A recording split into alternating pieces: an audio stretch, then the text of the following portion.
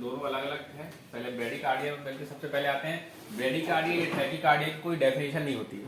इसका कोई ऐसा क्लियर कट पॉइंट ऑफ नहीं है कि आप इतने से कम हार्ट रेट को ब्रेडिकार्डिया बोलो या इतने से ज्यादा हार्ट रेट को टैकीकार्डिया बोलो। पर से अपन ने एक बेसिक माना रहता है 50 और 110 की कट ऑफ है कि 50 से कम अगर हार्ट रेट है तो उसको ब्रेडिकार्डिया बोलते हैं और 110 से ज्यादा है तो उसको टैकीकार्डिया बोलते हैं। बट इसका ये कट ऑफ पॉइंट आपकी बेसिक हार्ट रेट से कोई रिलेशन नहीं रखता। जैसे बेसिक किसी की हार्ट रेट 90 है, बेसिक हार्ट रेट 90 से अगर ये 70 या 60 भी हो जाएगी तो इसको पेशेंट सिम्टोमेटिक हो जाएगा और उसको पेशेंट को ब्रेडिकार्डिया में बोलेंगे। लेकिन पेशेंट की यूजुअल हार्ट रेट 60 ही चलती है, 60 से 50 हो जाएगी तो उसको ब्रेडिकार्डिया नहीं बोलेंगे। पर्सन टू पर्सन वेरी करती है और पेशेंट को सिम्टोमेटिक कितना है वो उस पर डिपेंड करता है कि अपन को डेफिनेशन बोलनी है कि नहीं बोलनी है। ऐसा कोई क्लियर कट गाइडलाइन या फिर क्लियर कट पॉइंट नहीं है जिसको ब्रेडिकार्डिया बोलेंगे या फिर टैकीकार्डिया बोलेंगे। तो ये है कि पेशेंट अगर सिम्टोमेटिक हो रहा है, उसकी हार्ट रेट जो नॉर्मल हार्ट रेट है उससे थोड़ा सा ज्यादा डिफरेंस आ रहा है उसमें, तो उसको ब्रेडिकार्डिया बोल सकते हैं। अब ब्रेडिकार्डिया दो टाइप से हो सकता है, ये साइनस ब्रेडिकार्डिया हो या फिर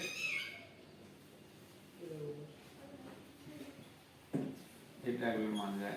साइनस मतलब कि जो नॉर्मल हार्ट है ना, हार्ट रेट कैसे चलता है, ये एट्रिया है तो ऐसे नोड से एवी नोड से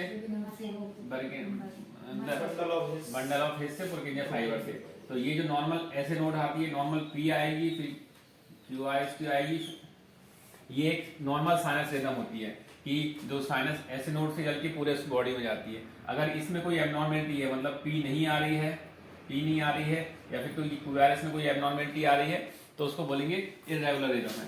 तो ब्रेडिकार्डिया साइनस ब्रेडिकार्डिया है कि इरेगुलर है रिदम, इस पर भी उसका आगे मैनेजमेंट डिपेंड करता है कि उसको ट्रीटमेंट देना है कि नहीं ट्रीटमेंट देना। मोस्ट कॉजेज पता होना चाहिए पहले, तो कॉजेज है उसके हिसाब से हम उसको ट्रीट करेंगे। मोस्ट कॉमन कॉज क्या है ब्रेडिकार्डिया का? एथलेट्स और ओल्ड एज। एथलीट्स और old age most common cause रहते हैं। जो एथलीट या फिर जो हैवी आइसोमेट्रिक एक्सरसाइज करते हैं उन लोगों को नॉर्मली जो जंक्शन है साइनस, वो साइनस पेस थोड़ा सा कम करता है, इसलिए उसमें साइनस रिदम थोड़ी सी लो लेवल पे रहती है। इन लोगों की नॉर्मल हार्ट रेट जो है 60 अप्रॉक्स रहती है, कोई उसमें सिम्टोमेटिक नहीं रहते हैं, 50 to 60 हार्ट रेट भी चलती रहती है, इसका कोई ट्रीटमेंट नहीं करना रहता है। फिर मोस्ट कॉमन आता है ड्रग इंड्यूस। ड्रग कौन कौन सी जो ब्रेडिकार्डिया कराती हैं? मोस्ट कॉमन ड्रग अपन यूज करते हैं बीटा ब्लॉकर ये मोस्ट कॉमन ड्रग जिससे ब्रेडिकार्डिया होता है। इसके अलावा दूसरी है calcium channel blocker. Calcium channel blocker में एम्लोडिपिन आती है, डिल्टियाजेम आती है। बीटा ब्लॉकर सबको पता ही है जो अपने कॉमन यूज करते हैं, मेटाप्रोलोल, एटेनोलोल, सिप्लार, प्रोपेरानॉल है। तीसरा डिजॉक्सिन। ये सब बहुत ज्यादा यूज नहीं होती है, कॉमनली यूज यही दोनों ड्रग्स होती है, बीटा ब्लॉकर और कैल्शियम चैनल ब्लॉकर, इसलिए यही याद करना ज्यादा जरूरी है। हाँ, फिर आते हैं अपन इन्फेक्टिव कंडीशन। इन्फेक्टिव कंडीशन में आएंगे, पहला तो मायोकार्डाइटिस है, हार्ट की सेल्स में इन्फ्लेमेशन हो रहा है तो ब्रेडिकार्डिया मिल सकता है। उसके अलावा chronic liver disease, acute cholecystitis, liver या बिलियरी ट्रैक्ट में कोई भी इन्फ्लेमेशन होता है उसमें ब्रेडिकार्डिया मिलता है। Liver, acute cholecystitis, acute cholangitis, इनमें ब्रेडिकार्डिया मिल सकता है।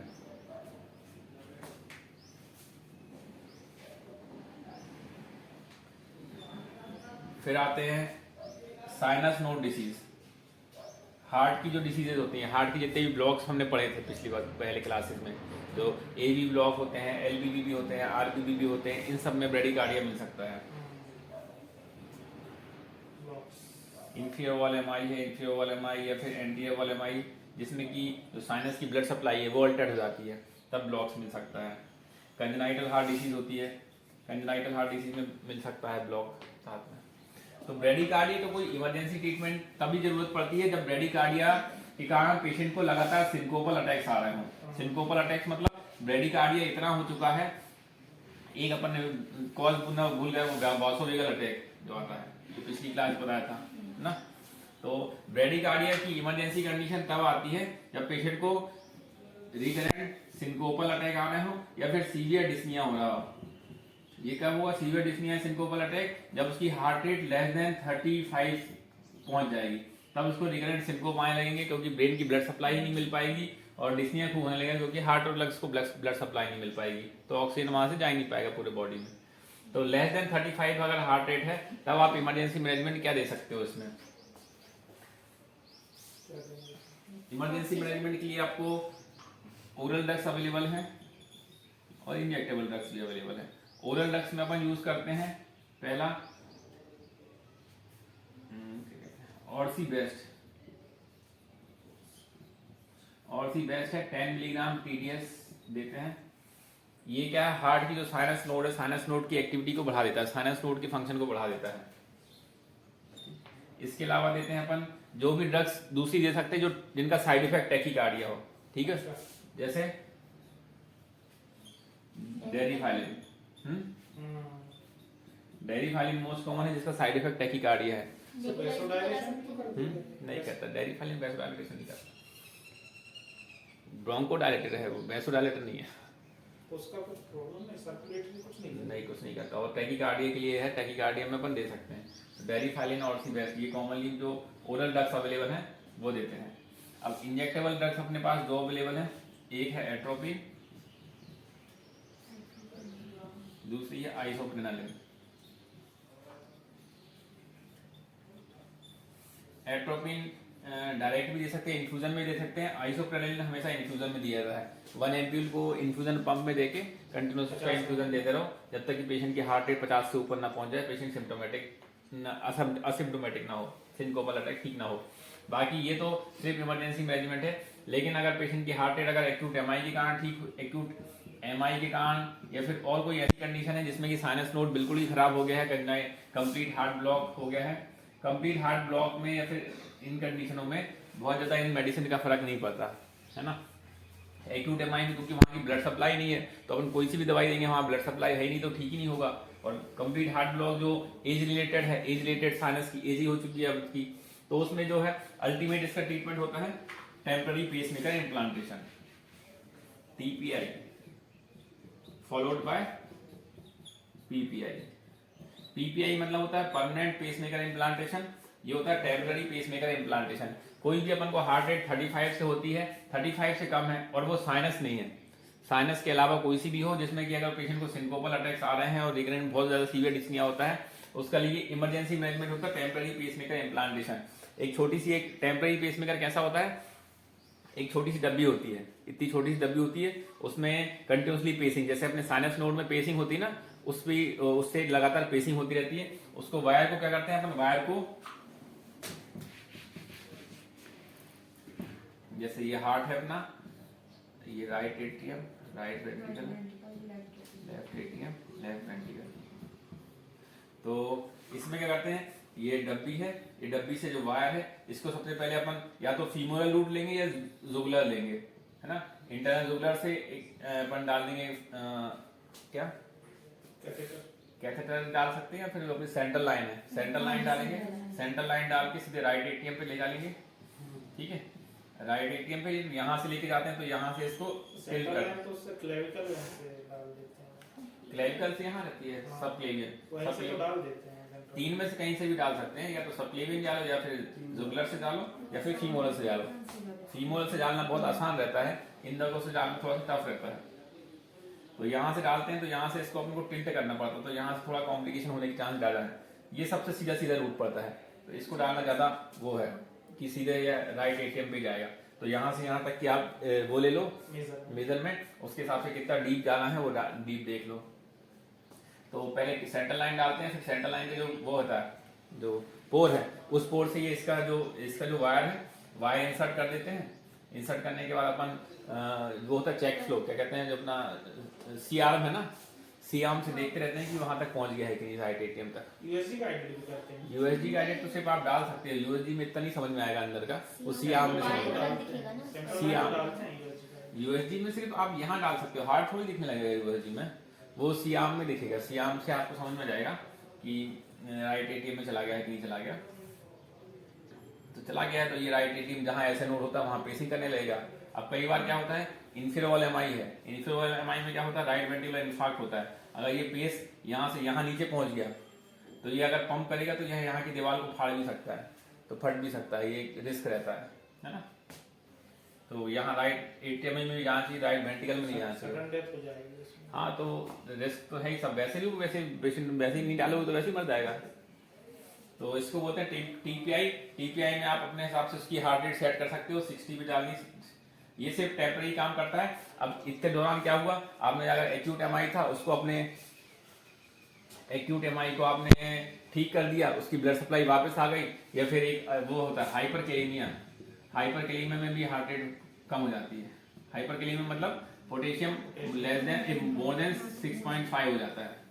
इस कंडीशन में भी अपन को ब्रेडिकार्डिया मिलता है और कंप्लीट हार्ट ब्लॉक होने लगता है। तो ये करेक्ट कर दो, या फिर आप कंप्लीट जो हाइपरकेलेमिया के करेक्शन के बहुत सारे कारण हैं, बहुत सारी चीजें हैं, बहुत सारी चीजें मैं बाद में बता। उसको करेक्ट कर दो, मीनवाइल आप टीपीआई से आप उसकी ब्लड सप्लाई देते हो, तो फिर देख लेते हैं अपन 3-4 दिन में उसकी बंद करके हार्ट की वापस ब्लड सप्लाई आ गई है कि नहीं आ गई। अगर नहीं आई है तो फिर आगे उसको परमानेंट पेसमेकर लगवाना पड़ेगा। तो अल्टीमेटली जो ब्रेडिकार्डिया है, अगर सिम्टोमेटिक है, रिकरेंट सिंकोप आ रहा है, तो उसका ट्रीटमेंट वैसे तो टेम्पररी पेसमेकर इम्प्लांटेशन है, और मीनवाइल अंडरलाइंग कॉज को ठीक करना है। अगर मीन कॉज नहीं ठीक होने वाला है तो उसका फिर अल्टीमेट ट्रीटमेंट है permanent pacemaker implantation. Permanent pacemaker भी बहुत सारे अलग अलग टाइप के आते हैं, उसमें हार्ट की जस्ट बाजू में ये एक तरीके का पेसमेकर डाल देते हैं। ये इसकी एक डोर है, ये डोर राइट एट्रियम में डाल देते हैं, उसको लगातार पेस करता रहता है वो। सर अपने पास कई पेशेंट ओपीडी में आते हैं कि खुद ही चेक कर लिया कि पल्स रेट स्लो चल रही है, एसिम्प्टोमेटिक असिम्प्टोमेटिक ब्रेडिकार्डिया तो कोई अपन को एजुकेट करना पड़ेगा, स्क्रीनिंग कुछ करना है क्या? असिम्प्टोमेटिक ब्रेडिकार्डिया है तो एक आप ईसीजी कराओगे, ईसीजी में आप देखोगे कि साइनस ब्रेडिकार्डिया है कि नहीं है। साइनस ब्रेडिकार्डिया तो आप उसको अंडरलाइन देख लोगे, कोई और मेडिकेशन पे नहीं है तो नहीं है। अगर कोई मेडिकेशन पे नहीं है, कुछ भी नहीं दिक्कत हो रही है, और हार्ट रेट मोर देन 50 चल रही है, तो पेशेंट को सिर्फ ये देखना है कि आपको ऐसा कोई ट्रीटमेंट की जरूरत है ही नहीं इसमें। होल्टर वगैरह होल्टर मॉनिटरिंग तब करनी जब पेशेंट को सिम्टोमेटिक हो रहा है। अगर पेशेंट को recurrent episodes of vertigo, dyspnea या सिंकोप हो रहे हो, तब आप होल्टर मॉनिटरिंग करेंगे। होल्टर मॉनिटरिंग में क्या होता है, 24 आवर की ईसीजी रिकॉर्डिंग हो जाती है। होल्टर में क्या होता है, एक वो भी एक डिब्बी टाइप की होती है, ये डिब्बी जेब में रख देते हैं और वहाँ उसके लीड्स लगी रहती है हार्ट में, तो पेशेंट को लगा के उसको घर भेज देते हैं। अगले दिन आता है तो उसमें एक चिप होती है, चिप निकाल के अपने कंप्यूटर पर डालो तो वो पूरी 24 घंटे की रिकॉर्डिंग दे देता है। पूरा ये भी बता देता है कि 24 घंटे में कितने टाइम उसको ब्रेडिकार्डिया हुआ, कितने टाइम कोई एबनॉर्मल एकदम आई, सब वो खुद ही लिख के दे देता है। सेम टैकी के लिए कर लेंगे सर। टैकी के लिए भी अगर पेशेंट को सीवियर टैकीकार्डिया या फिर पेशेंट को सिम्टोमेटिक सिंकोप हो रहा हो, सिंकोप किस कारण से है इवेल्यूट करना है अपन को। रिकरेंट एपिसोड हो रहा है सिंकोप के उसको, और अपन को लग रहा है कि उसका कॉज जो है हार्ट से रिलेटेड है, तो आप उसको होल्टर मॉनिटरिंग के लिए भेज सकते हो। जैसे ये होता है रिकरेंट वॉसोवेगल सिंकोप होते हैं, हमने कहा ना 2 या 2 से अधिक वॉसोवेगल सिंकोप होंगे, उस कंडीशन में भी वॉसोवेगल सिंकोप का उसको ब्रेडिकार्डिया ही हो रहा है या फिर और कुछ अरिथमिया तो नहीं आ रहा, ये देखने की होल्टर मॉनिटरिंग कर सकते हैं। टैकीकार्डिया के भी डेफिनेशन जैसा हमने बताया, अगर बेसिकली मान लेते हैं अपन मोर देन 110, लेकिन ये कोई हार्ड एंड फास्ट नहीं है। अगर पेशेंट सिम्टोमेटिक है तो 100 भी टैकीकार्डिया है, अगर असिम्टोमेटिक है तो 120 में भी कुछ नहीं है। कुछ 120 भी चला गया तो भी कुछ नहीं होगा उसको, हम ये बोल रहे हैं, टैकीकार्डिया नहीं बोलेंगे। तो कुछ पेशेंट होते हैं जिनकी हार्ट रेट 100 से अबव ही रहती है, सेट ही रहती है, लेकिन पेशेंट सिम्टोमेटिक नहीं रहते, पेशेंट को कोई कॉम्प्लिकेशन नहीं है। टैकीकार्डिया अपन सिम्टोमेटिक तब बोलेंगे जब पेशेंट को पाल्पिटेशन हो रहा है। अब ये पाल्पिटेशन जो एंजाइटी वाले होता है उनको 50-60 में भी होता रहता है, तो वो नहीं है टैकीकार्डिया। असल से हायर सेट है किसी का पल्स रेट, तो उसके एनाटॉमिकल लॉन्ग टाइम में प्रॉब्लम नहीं हो सकती। साइनस नोड, साइनस ज्यादा पंप कर रहा है, जैसे साइनस कम पंप करता है वैसे साइनस ज्यादा पंप कर रहा है, उसमें कोई दिक्कत थोड़ी है। मसल्स में कोई प्रॉब्लम लॉन्ग टाइम में नहीं हुई? नहीं, इतना कोई थोड़ी पंप कर रहा है, हार्ट सेट ही 100-120 से ऊपर नहीं आती किसी की नॉर्मली।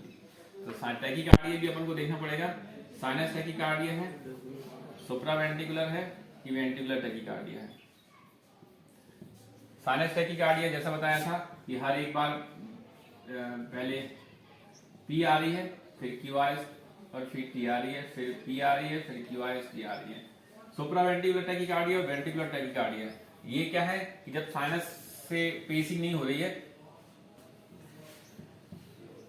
नॉर्मल जो पेसिंग होती है ना, ऐसे नोड एवी नोड, यहां से पेसिंग नहीं हो रही। अब पेसिंग जो राइट एट्रियम या फिर राइट या फिर लेफ्ट एट्रियम, यहां कहीं से एबनॉर्मल पेसिंग होने लगी, या तो कोई ये बीट पेस कर रही है या कहीं अलग से एक पेसमेकर बन गया है बॉडी के अंदर, तो वो सीधे डायरेक्टली एवी नोड को पेस कर रहा है, तो इसको बोलते हैं सुप्रावेंट्रिकुलर टैकीकार्डिया।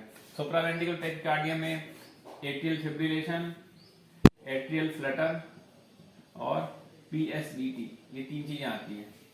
इसको डिफरेंशिएट करना थोड़ा सा आसान नहीं है, थोड़ा मुश्किल है, अभी वो उसको तो एक अलग से क्लास लेनी पड़ेगी।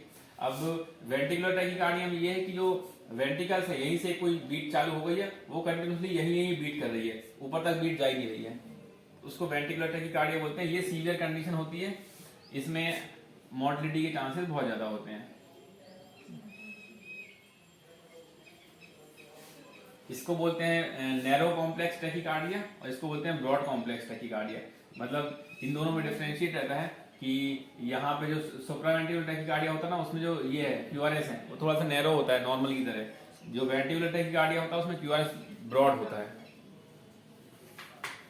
तो ये दोनों जो है, ये दोनों इमरजेंसी वाली कंडीशन होती है। साइनस टैकीकार्डिया का पर से कोई ट्रीटमेंट की जरूरत नहीं है, सिर्फ पेशेंट को वॉच करना है, अदर कॉज देखने साइनस टैकीकार्डिया के, और कुछ तो नहीं है। पेशेंट को हाइपरथायराइड तो नहीं है, हाइपरथायराइड के कारण तो नहीं हो रहा है, कोई ड्रग इंड्यूस तो नहीं हो रहा है, ये रूल आउट कर लो। और सिंपल साइनस टैकीकार्डिया है तो उसको अपन बीटा ब्लॉकर देके भी ट्रीट कर सकते हैं।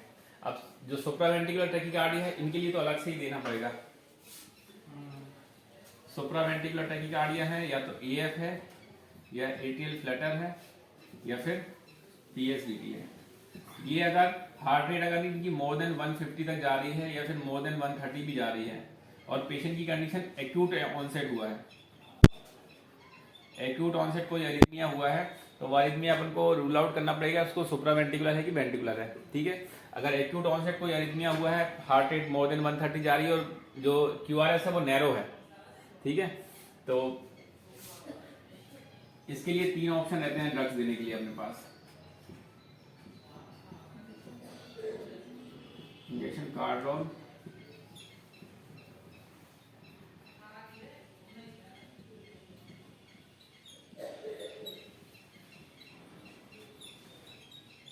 कार्डोन, वेरापेमिल, डिल्टियाजैम, ये तीन ड्रग्स दे सकते हैं इमरजेंसी में उसको हार्ट रेट कम करने के लिए। डिल्टियाजैम का काम सिर्फ ये है कि ये जो इसकी हार्ट की जो नोड पेसिंग है, जो साइनस नोड से पेसिंग हो रही है ना, वो साइनस नोड ही कम कर देगा पेसिंग, वहां से डिस्चार्ज, इलेक्ट्रिकल डिस्चार्ज कम होंगे, तो ये किसी भी टाइप का टैकीकार्डिया है ये इसमें काम आ जाती है, चाहे साइनस टैकीकार्डिया हो चाहे सुप्रावेंट्रिकुलर के टैकीकार्डिया हो।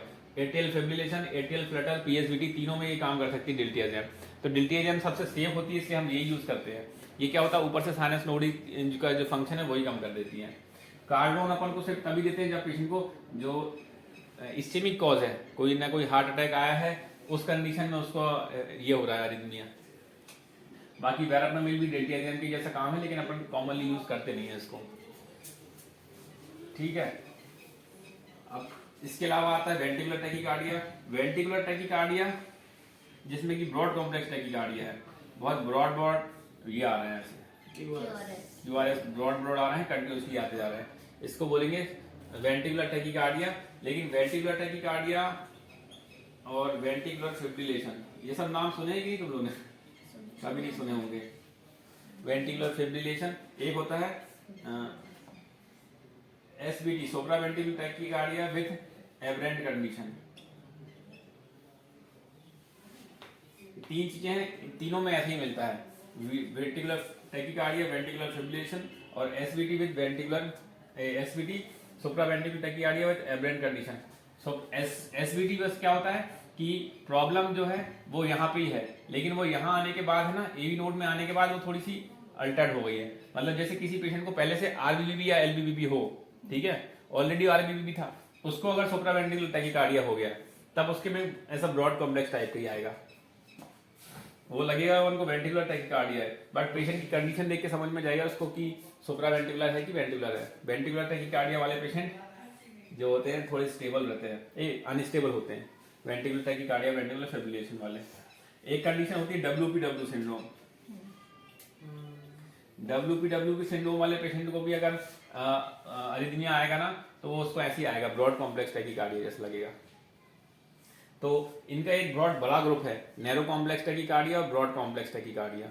इसमें इतना डिटेल में नहीं पढ़ पाएंगे एक क्लास में, अभी तो सिर्फ बेसिक देख लो कि टैकीकार्डिया जो है, टैकीकार्डिया साइनस टैकीकार्डिया है कि एबनॉर्मल है। अगर साइनस टैकीकार्डिया है तो अपन को पेशेंट को देखना है कि सिम्टोमेटिक कितना है, सिम्टोमेटिक कितना नहीं है। अगर ज्यादा सिम्टोमेटिक नहीं है तो उसको अपन नॉर्मल जो ओरल मेडिकेशन है, ओरल मेडिकेशन जो है टैकीकार्डिया के लिए क्या क्या अवेलेबल है।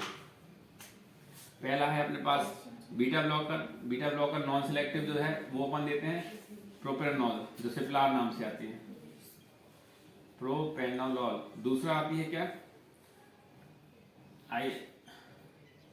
सर इनका मोड ऑफ एक्शन के तुरंत एक्शन देता है। हाँ, एंजाइटी भी कम कर देता है साथ में। दूसरा आता है इवाब्रिडिन 5 और 10 मिलीग्राम की आती है, ये भी इसका एक ही काम है, ये हार्ट रेट को कम करना, साइनस नोड को। तीसरा टैबलेट में आती है डिल्जियम जो है 30 से आती है, 30 या फिर डिल्जियम CD90 या डिल्जियम CD180 कंट्रोल्ड आती है, कंट्रोल रिलीज में 180 भी आती है। इसके अलावा टैबलेट वेरापेमिल आती है। इन सब का काम यही रहता है, हार्ट रेट को कम करना। कॉमनली अपन प्रोपेरानॉल यूज करते हैं और एवाब्रिडिन यूज करते हैं जब पेशेंट को नॉर्मल से हो। अपन को जब एबनॉर्मल कुछ लग रहा है, कुछ एबनॉर्मल रिदम आ रही है, एट्रियल फिब्रिलेशन है या फिर एट्रियल PSVT हो रहा है उसको, तब ये यूज करते हैं। ये साइनस टैकीकार्डिया में यूज करते हैं। ज्यादातर अपन को साइनस टैकीकार्डिया प्री ऑपरेटिव बहुत कॉमनली मिलता है देखने को। कोई पेशेंट प्री ऑपरेटिव है, कोई ना कोई प्रोसीजर होना है, तब उसको सीधे टैकीकार्डिया होगा, एंजाइटी इंड्यूस है। तो एंजाइटी इंड्यूस में तो प्रोपेरानॉल सबसे अच्छी है और इवाब्रिडिन सबसे अच्छी है। ये दोनों क्या है, बीपी कम नहीं करते, ये नीचे के बीपी भी कम करने लगते हैं। टैकीकार्डिया का बीपी से भी कोई रिलेशन रहेगा क्या? टैकीकार्डिया का बीपी से इमरजेंसी ट्रीटमेंट करना है ना अपन को। इमरजेंसी में टैकीकार्डिया से रहता होगा ना सर। हाइपोटेंशन के कारण हाइपोटेंशन के कारण टैकीकार्डिया तो पर से होगा। हाइपोटेंशन अगर हाइपोवोलीमिया का हुआ है तो उसमें हो ही सकता है टैकीकार्डिया।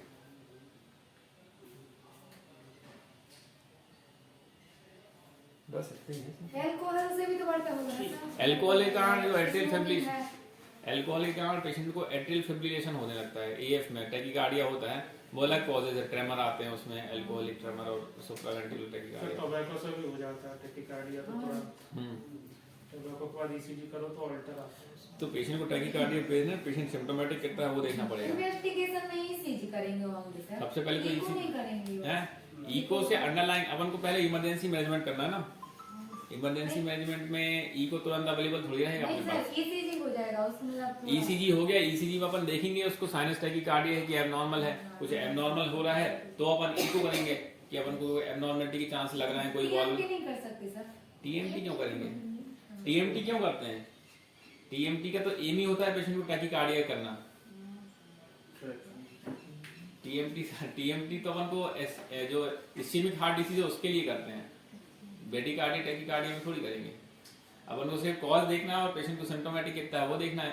पेशेंट को ब्रेडिकार्डिया या टैकीकार्डिया हो रहा है, वो नॉर्मल है या फिर कोई एबनॉर्मल कंडीशन है, उससे कहाँ हो रहा है। अगर कोई एबनॉर्मल कंडीशन है तो उसको सर्च करो और जो इमरजेंसी ट्रीटमेंट है उसका वो करो अभी तो।